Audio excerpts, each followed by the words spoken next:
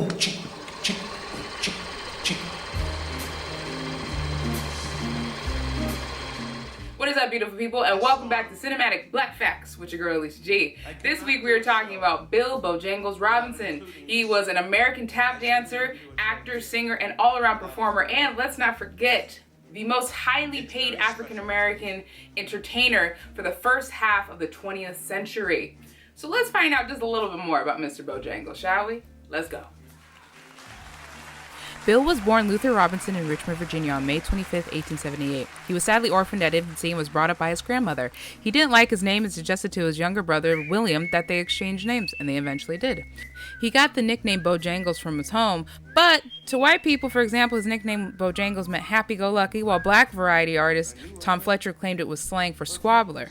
But Robinson himself got the nickname as a child in Richmond, which is the most commonly accepted version. Robinson started performing on the streets at age 5 and ended up working vaudeville in 1886. He achieved great success as a nightclub and musical comedy performer.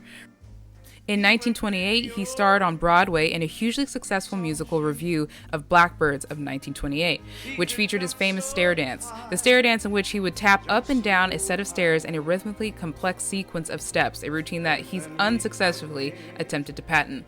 The show was a breakthrough for Robinson. His catchphrase, "Everything's copacetic," reinforced Robinson's sunny disposition. Although he worked regularly as an actor, Robinson was best known for his tap dance routines. He pioneered a new form of tap, shifting from a flat-footed style to a light swinging style that focused on an elegant footwork.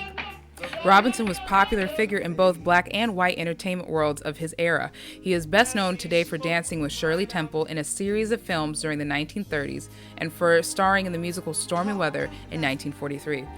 Loosely based on his own life and selected for preservation in the National Film Registry.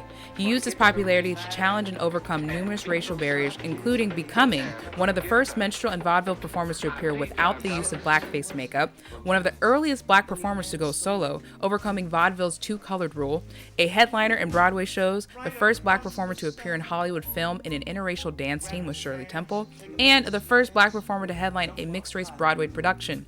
Robinson came under heavy criticism for his acceptance of racial stereotypes of the era.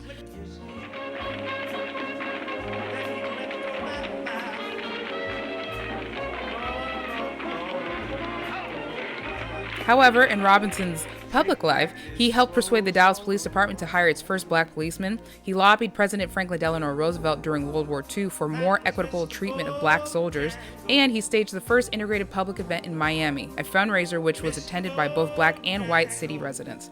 Despite being the highest paid black performer of the time, Robinson died penniless in 1949, and his funeral was paid for by longtime friend Ed Sullivan. Now, with all that information we've learned about Mr. Bojangles, I think it is very important that we just tip our hats and bow to the great that was Mr. Bojangles. Now, if you want to find out any more information, you can always check out the links that I've posted below. Once again, we honor these pioneers, we salute you, and we thank you. Now, let me know who you want next in Cinematic Black Facts with your girl in the DMs or the comments or however you'd like to send out your message to let me know who should be next. I'll be happy to do that. All right, that is it for me. Well, time to get back to the couch. Happy quarantining, everyone. See y'all soon. After 20 years, he's